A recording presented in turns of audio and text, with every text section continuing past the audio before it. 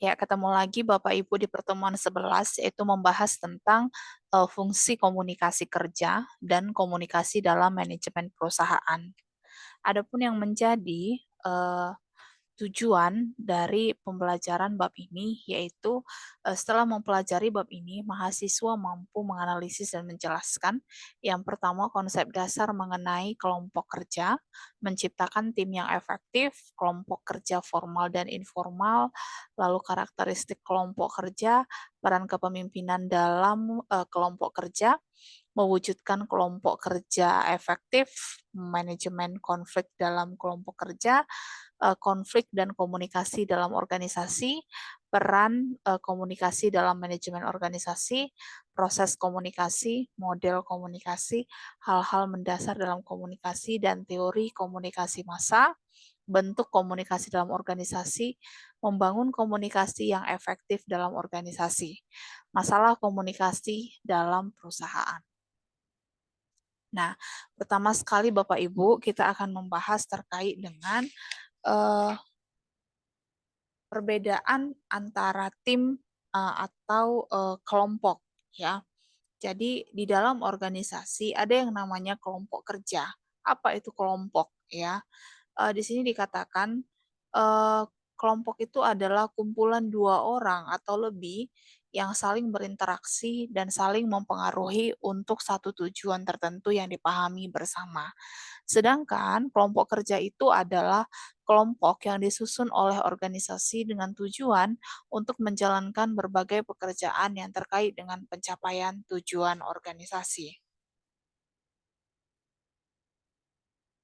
Nah, pertama kita bahas dulu Bapak Ibu, apa sebenarnya yang membedakan antara tim dengan kelompok, ya. Jadi kelompok akan menjadi tim ketika mereka memenuhi syarat. Yang pertama, anggota tim itu memiliki satu orang pemimpin, ya. Lalu yang kedua, baik individu dan tim itu sebagai suatu pembagian seluruh pertanggungjawaban bagi pekerjaan tim. Lalu yang ketiga, itu tim mengembangkan sendiri tujuan atau misinya.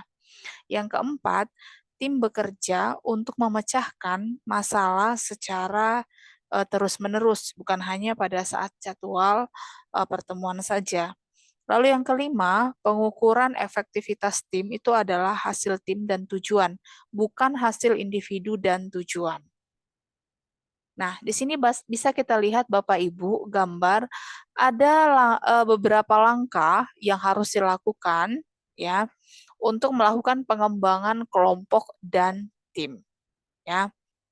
Jadi model 5 tahap ini terdiri dari forming, lalu yang kedua adalah storming, yang ketiga adalah norming, dan yang keempat adalah performing, dan yang terakhir itu adalah adjourning, ya. Jadi kita akan menjelaskan satu-satu Bapak Ibu terkait dengan tahap yang pertama. Ya, model ini menunjukkan bagaimana orang yang bekerja bergerak dari yang independen ke yang interdependen dengan anggota kelompok. Jadi yang pertama itu sekali itu forming. Forming ini adalah pikiran saat pertama sekali Anda bertemu dengan sebuah kelompok baru yang telah disusun untuk menyelesaikan tugas. Ya.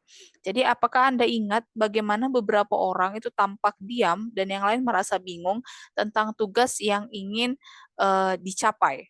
Nah, perasaan timbul itu selama tahap pertama, yaitu pengembangan kelompok yang dikenal sebagai forming. Ya, eh, pembentukan ini ditandai dengan banyak ketidakpastian terkait dengan tujuan kelompok, struktur, dan kepemimpinan. Jadi tahap ini selesai ketika anggota telah mulai menganggap diri mereka sebagai bagian dari kelompok. Ya. Lalu yang kedua, tahap kedua, yaitu adalah storming. Nah, di storming ini, ya, di sini bisa kita lihat di dalamnya ada konflik, ya. Lalu ada coaching juga, ada increase clarity of purpose. Lalu ada power structures, ya. Jadi di tahap ini Bapak Ibu, ini terkait dengan bagaimana beberapa orang dalam kelompok itu tidak akrab dan bahkan muncul perebutan kekuasaan, ya. Seperti yang saya katakan di awal, yaitu konflik, ya. Jadi reaksi ini khususnya dari tahap storming, ini merupakan salah satu konflik intragrup. Jadi anggota menerima keberadaan kelompok, tetapi menolak masalah kelompok yang mengenakan individualitas, ya. Jadi ada konflik tentang siapa yang akan mengendalikan kelompok.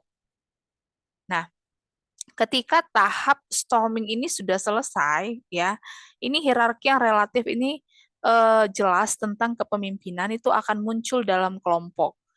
Dan bahkan beberapa kelompok itu benar-benar eh, pernah muncul dari tahap storming atau mereka bergerak maju mundur melalui storming dan tahap lainnya, ya.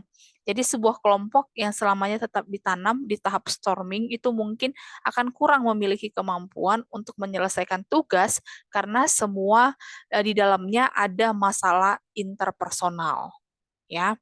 Lalu tahap yang ketiga itu adalah norming. Nah, di norming ini banyak kelompok yang menyelesaikan konflik interpersonal dan mencapai tahap ketiga, di mana hubungan itu dekat, berkembang, dan kelompok itu mulai menunjukkan kebersamaan. Nah, saat ini ada rasa identitas kelompok dan persahabatan yang kuat di tahap norming. Ya, kelompok ini mengembangkan norma-norma standar perilaku yang kuat, ya, mengembangkan norma-norma standar perilaku yang diterima di bagi anggota kelompok, ya. Jadi semua kelompok itu telah menetapkan aturan-aturan yang bisa diterima oleh seluruh anggota kelompok. Nah, aturan yang sudah ditetapkan itu akan diberitahu, ya, kepada anggota kelompok dan sifatnya harus, ya, dan juga terkait dengan apa yang tidak boleh dilakukan, ya. Jadi ketika setuju dan diterima oleh kelompok, norma bertindak sebagai alat untuk mempengaruhi perilaku anggota kelompok dengan kontrol eksternal minimal, ya. Jadi di tahap normi ini itu selesai ketika struktur kelompok itu mengeras dan kelompok yang berasimilasi pada seperangkat harapan tentang apa definisi perilaku anggota yang benar. Lalu di tahap yang keempat itu adalah performing, ya. Nah, di tahap ini mulai menyadari bahwa dalam beberapa interaksi kelompok sendiri, itu beberapa kelompok hanya tampak datang bersama-sama dengan baik dan mulai melakukan pekerjaan mereka. Nah, di tahap keempat ini mulai berfungsi lebih kepada penerimaan penuh dan diterima, ya. Jadi energi kelompok itu telah pindah dari mengenal dan memahami satu sama lain untuk melaksanakan tugas yang diberikan, ya. Lalu tahap yang kelima itu adalah adjourning. Nah, di sini ini adalah kelompok kerja permanen, ya, di mana performing ini adalah tahap terakhir dalam pengembangan mereka. Namun untuk komite sementara, ya, tim gugus tugas dan kelompok-kelompok serupa itu memiliki tugas terbatas untuk melakukan ada tahap adjourning, ya. Jadi pada tahap ini kelompok ini mempersiapkan untuk berpisah, ya, atau bahkan kinerja tugas yang tinggi tidak lagi prioritas utama kelompok. Sebaliknya, perhatian diarahkan membungkus kegiatan. Anggota kelompok bervariasi pada tahap ini. Beberapa anggota optimis bergelut dalam prestasi kerja kelompok. Lainnya mungkin tertekan karena kehilangan persahabatan dan persahabatan yang diperoleh itu sepanjang hidup kerja kelompok. Nah, kemudian kita akan membahas terkait menciptakan tim yang efektif, ya. Bagaimana sebenarnya cara agar manajemen itu mampu menciptakan tim yang efektif? Jadi ada beberapa pertimbangan, ya, yang diperlukan untuk menciptakan tim yang efektif, terorganisir di dalam suatu model yang relatif terfokus kepada 4 kategori. Jadi 4 kategori itu terdiri dari sumber dan pengaruh kontekstual lainnya dalam membuat tim efektif, lalu komposisi tim, desain kerja, dan proses variabel. ya. Namun, keempat faktor kontekstual yang tadi saya sebutkan itu tampaknya paling signifikan terkait dengan kinerja tim. Itu adalah yang pertama sumber daya yang memadai, kepemimpinan dan struktur, lalu yang ketiga iklim kepercayaan, yang keempat anggota tim juga harus percaya kepada pemimpin mereka. Dan yang kelima, itu adalah komposisi. Yang keenam, itu adalah kepribadian. Yang ketujuh, peran dalam kelompok. Dan yang kedelapan, itu adalah keanekaragaman atau perbedaan yang ada di dalam tim tersebut. Lalu yang kesembilan, itu adalah ukuran. Ukuran itu terkait dengan ukuran tim ya yang dibentuk. Lalu yang ke-10, fleksibilitas anggota, desain pekerjaan, proses, mengelola tingkat konflik, dan akuntabilitas. Nah, lalu Bapak Ibu, di dalam yang namanya manajemen, ya, ada yang namanya kelompok kerja formal dan kelompok kerja informal.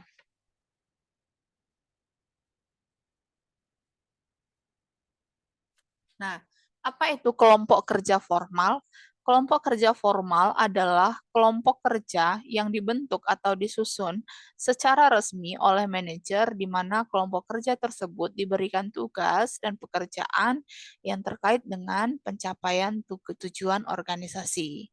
Sedangkan kelompok kerja informal itu adalah kelompok kerja yang disusun atau tersusun dengan sendirinya ketika beberapa anggota dari organisasi yang kegiatannya biasanya tidak terkait langsung dengan rencana-rencana rutin dari organisasi. Namun, secara tidak langsung itu akan mempengaruhi kinerja dari orang-orang di dalam organisasi. Nah, lalu kita akan membahas terkait dengan ya bagaimana sebenarnya peran kepemimpinan dalam kelompok kerja ya. Jadi pemimpin itu berperan dalam membantu kelompok untuk mengorganisasikan diri ya. Jadi ia bertanggung jawab dan ikut serta dalam memberikan perangsang dan bantuan kepada kelompok dalam menetapkan dan menjelaskan tujuannya ya.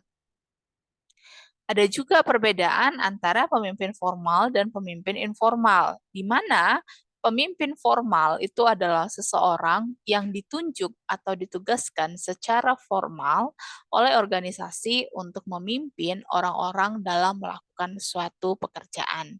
Sedangkan pemimpin informal itu adalah seseorang yang secara alamiah dianggap mampu memainkan perannya sebagai pemimpin ketika kelompok kerja itu telah bekerja dan saling berinteraksi.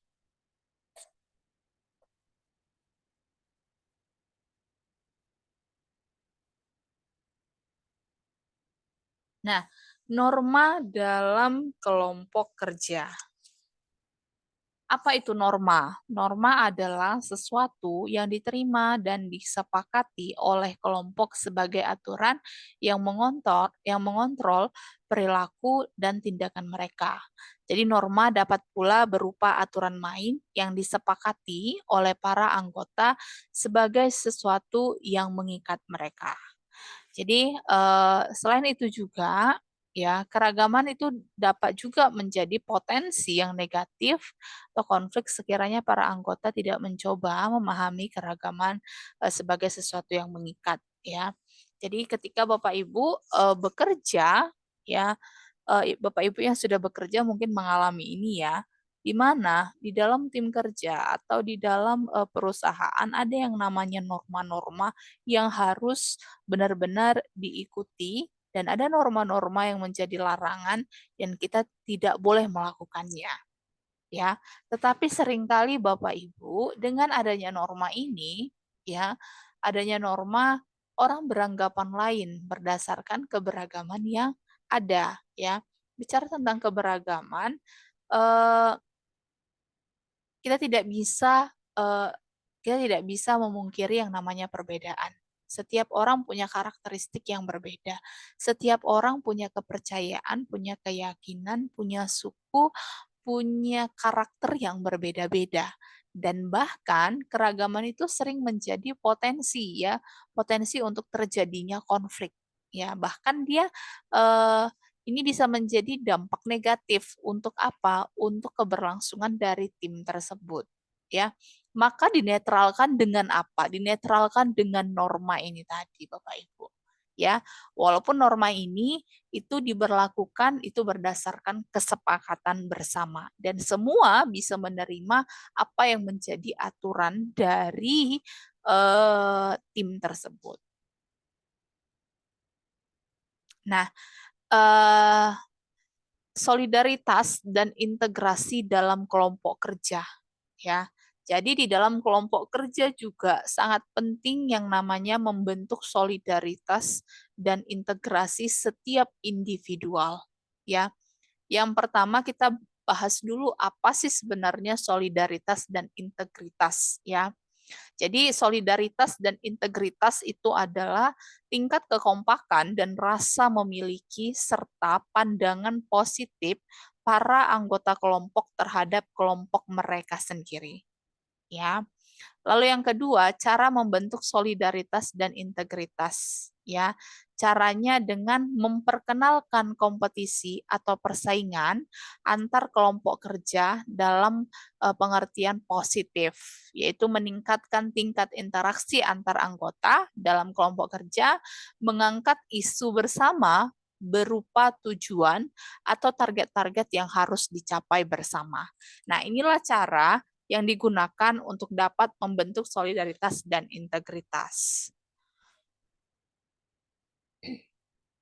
Lalu Bapak Ibu, di gambar berikut ini kita bisa melihat model kelompok kerja yang efektif ya. Jadi model kelompok kerja yang efektif itu terdiri dari pertumbuhan individu, pekerjaan kelompok, lalu yang menjadi puncak di ujung itu adalah kinerja. Oke, kita akan membahas satu-satu. Yang pertama, oke, lalu di antara pertumbuhan individu dengan pekerjaan kelompok ada yang namanya komitmen. Sedangkan antara pekerjaan kelompok dengan kinerja ada yang namanya keahlian, ya, dan pertanggungjawaban. Oke. Yang pertama adalah pertumbuhan individu. Pertumbuhan individu ini terkait dengan hal kinerja kelompok secara keseluruhan dalam hal sampai sejauh mana apa yang dicapai oleh seorang individu ya mendukung terhadap pencapaian kinerja kelompok secara keseluruhan. Jadi dalam hal ini terkait dengan tingkat pertanggungjawaban dari individu dalam hal pencapaian kinerja kelompok. Lalu yang kedua itu adalah pekerjaan kelompok. Nah, pekerjaan kelompok itu dapat dihasilkan jika terdapat komitmen dari setiap individu yang didasari tidak mudah karena masing-masing individu itu memiliki target-target individual. Lalu yang ketiga itu adalah kinerja kelompok secara keseluruhan. Jadi kinerja keseluruhan dari sebuah kelompok kerja itu dapat dilihat setidaknya dari dua hal, yaitu bagaimana kelompok kerja memberikan hasil pekerjaan mereka dan bagaimana peranan individu dalam kelompok kerja dapat dipertanggungjawabkan dalam mendukung upaya pencapaian kinerja kelompok. Nah, di dalam yang namanya tim, di dalam yang namanya kelompok, ya, kita tidak bisa pungkiri atau kita tidak bisa hindari yang namanya konflik. Tinggal bagaimana cara memanajemen konflik yang ada di dalam kelompok kerja, ya. Di sini Bapak Ibu bisa kita lihat konflik dalam kelompok kerja itu terdiri dari konflik antar bawahan di bagian yang sama dalam sebuah organisasi. Itu yang sering terjadi. Lalu ya, Lalu konflik antara bawahan dan pimpinan di bagian yang sama dalam sebuah organisasi. Dan konflik antar bawahan di bagian yang berbeda dalam sebuah organisasi. Dan yang keempat, konflik antara pimpinan dan bawahan di bagian yang berbeda dalam sebuah organisasi. Lalu ada konflik antar pimpinan bagian yang berbeda dalam sebuah organisasi dan lain sebagainya. Ya, jadi itu konflik itu pada dasarnya merupakan sesuatu yang alamiah, ya. Tetapi dapat diperkirakan terjadi ketika sebuah lingkungan atau organisasi terdiri dari berbagai karakteristik individu. Nah, persoalannya, apakah konflik itu dapat dihindari atau perlu dihindari? Lalu, mengapa konflik tersebut perlu dihindari? Nah, paling tidak dengan pertanyaan ini, ya kita dapat menjawab ketika kita mengetahui dampak yang dapat terjadi dengan adanya konflik tersebut. Ya, lalu beberapa dampak konflik terhadap organisasi, ya, antara lain yang pertama, konflik itu dapat menyebabkan kelompok kerja itu menjadi lemah dan berbagai pekerjaan dalam organisasi atau perubahan itu akan terbengkalai. Ya, lalu konflik bisa menjurus kepada persoalan personal antar individu. Ya, eh,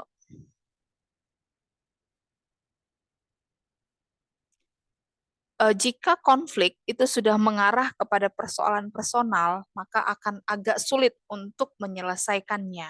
Ya, kenapa? Karena perusahaan dia harus bersikap profesional dan harus bisa membedakan antara organisasi dan personal. Namun yang jelas, kinerja organisasi itu akan terganggu.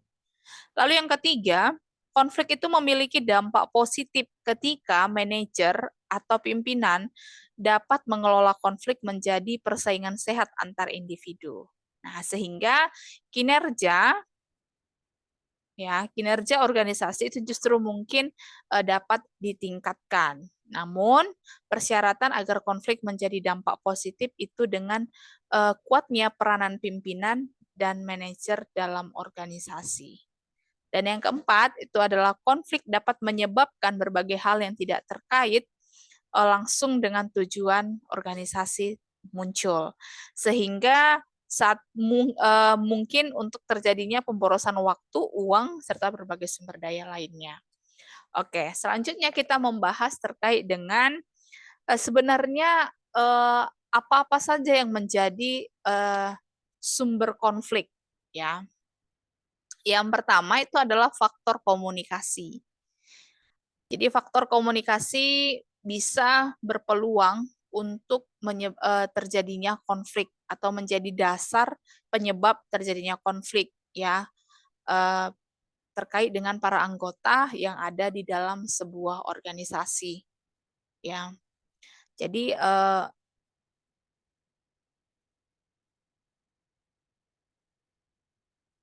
ya, hal ini karena mereka tidak dapat atau tidak mau untuk saling mengerti dan saling memahami dalam berbagai hal dalam organisasi. Terdapatnya salah pengertian ketika berkomunikasi itu juga dapat menyebabkan konflik, ya.